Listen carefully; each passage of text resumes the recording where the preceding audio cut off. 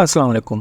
Previous class में हमने variables की कुछ एग्जांपल्स की थी और मैंने आपको रियल वर्ल्ड प्रॉब्लम से वेरिएबल का सारा कॉन्सेप्ट समझाया था। अगर आपने वो वीडियो अभी तक नहीं देखी तो वेरिएबल के रिलेटेड और प्रिंट फंक्शन के रिलेटेड बहुत इंपॉर्टेंट वीडियो है, अभी जाके वो वीडियो देखें। आज हम डाटा टाइप के बारे में पढ़ने लगे हैं कि डाटा कौन कौन सी टाइप का होता है, कि किस किस टाइप का डाटा आपको देखने को मिलता है। फॉर एग्जाम्पल आपको इंटीजर्स नज़र आते हैं, आपको बुलियन नंबर्स नज़र आते हैं, आपको स्ट्रिंग नज़र आते हैं और कॉम्प्लेक्स नंबर वगैरह आपको देखने को मिलते हैं।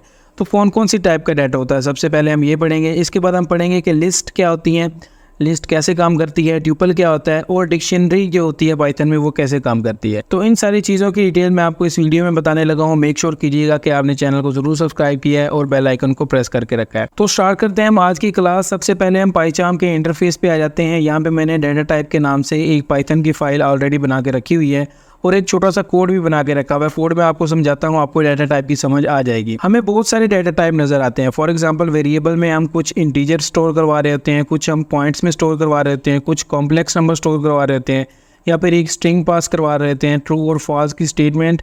और नॉन, अगर हमारे पास कोई डाटा टाइप नहीं है तो हम नॉन क्या कर रहे होते हैं, इसमें स्टोर करवा रहे होते हैं।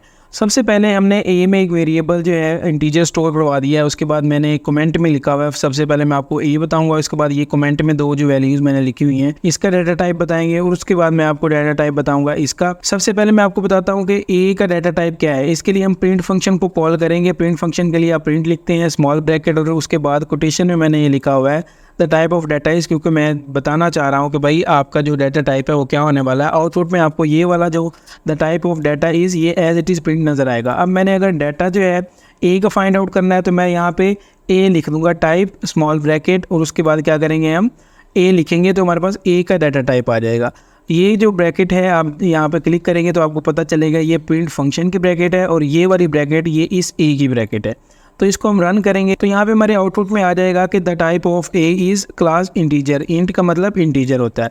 अगर हम बी का डाटा टाइप क्या करना चाहें, प्रिंट करवाना चाहें, तो इसको हम यहाँ से कॉपी करके यहाँ पे हम क्या करते हैं, प्रिंट करवा देते हैं दोबारा। यहाँ पे हम क्या करेंगे, यहाँ पे बी लिखेंगे, एक ही जगह बी लिखने के बाद हम इसको दोबारा रन करवाएंगे तो अब हमारे पास पहले इंटीजर का आएगा कि भाई जो ए का डाटा टाइप है इस ए का ये इंटीजर है। उसके बाद बी में हमने क्या एक स्ट्रिंग स्टोर करवाई है। देखिए आपने जब भी कोटेशन मार्क में कोई चीज़ लिख दी तो वो स्ट्रिंग बन जाती है, ठीक है। अब अगर हम सी डी और ई का डाटा टाइप फाइंड करना चाहें तो हम क्या करेंगे, सिंपल प्रिंट फंक्शन को कॉल करवाएंगे दोबारा से और हम क्या करेंगे यहाँ पे इसको दोबारा कॉल करवा के टाइप में हम क्या लिखते हैं, सी लिखते हैं।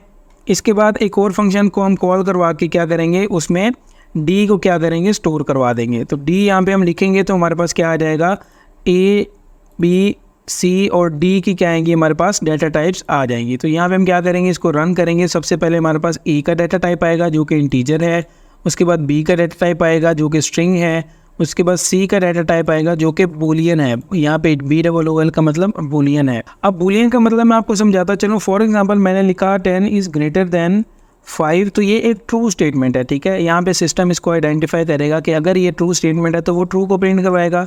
अगर ये फॉल्स है कि अगर 10 इज़ ग्रेटर देन 20 तो ये फॉल्स स्टेटमेंट है, ठीक है। तो इस तरह की स्टेटमेंट जब हम यूज़ करते हैं तो हम इफ़ एल्स की आगे मैं आपको बताऊंगा, चीज़ें बहुत सारी यूज़ होने वाली हैं। तो फिलहाल आप इस चीज़ को आप माइंड में रख लें कि डाटा टाइप्स किस तरह के होते हैं। इसके बाद हम क्या करते हैं जी, ई का डाटा टाइप फॉर एग्जांपल हम यहाँ पे क्या करते हैं, प्रिंट करवाना चाहते हैं। हम यहाँ पे मैं ये सारा कुछ ख़त्म कर देता हूँ, सिर्फ ई का जो डाटा टाइप है वो प्रिंट करवाता हूँ। तो यहाँ पे मेरे पास नॉन टाइप है कि मतलब इसमें मैंने कुछ भी क्या किया हुआ है, स्टोर नहीं करवाया हुआ। नॉन टाइप क्या होगा, इसका डाटा टाइप होगा।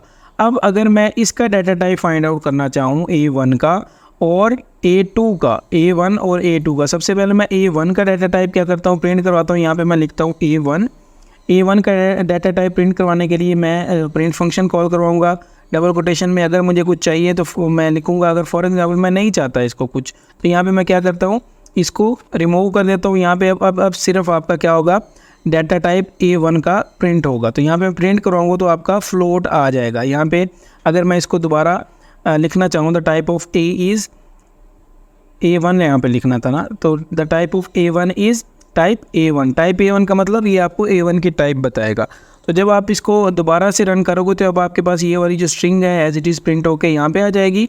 और उसके बाद आपका जो फ्लोट है कि अगर आप पॉइंट्स में कोई चीज़ स्टोर करवाते हो वेरिएबल्स में तो वो फ्लोट टाइप होता है, ठीक है। इसके बाद अगर हम A2 के बारे में डाटा टाइप फाइंड आउट करना चाहें कि जो हमारा A2 है उसका डाटा टाइप क्या है, तो यहाँ पे हम A2 लिखते हैं। अगर मैं यहाँ पे स्ट्रिंग में चेंज कर दूँ इसको A2, यहाँ पे भी कर देता हूँ, ठीक है। तो हमारे पास प्रिंट फंक्शन अब कॉल होगा और टाइप बताएगा किसकी, A2 की। तो इसको हम प्रिंट करवाएंगे। हमारे पास A2 जो है वो कॉम्प्लेक्स नंबर है। कॉम्प्लेक्स नंबर किस तरह होते हैं, फॉर एग्जांपल हम जब कोई नंबर या मैथमेटिक टर्म यूज़ कर रहे होते हैं, A2 + 2 आयोटा या 2i, इस तरह के जो इमेजिनरी नंबर्स होते हैं ये कॉम्प्लेक्स नंबर्स होते हैं, ठीक है। तो ये हम बहुत सारी चीज़ें यूज़ कर रहे होते हैं।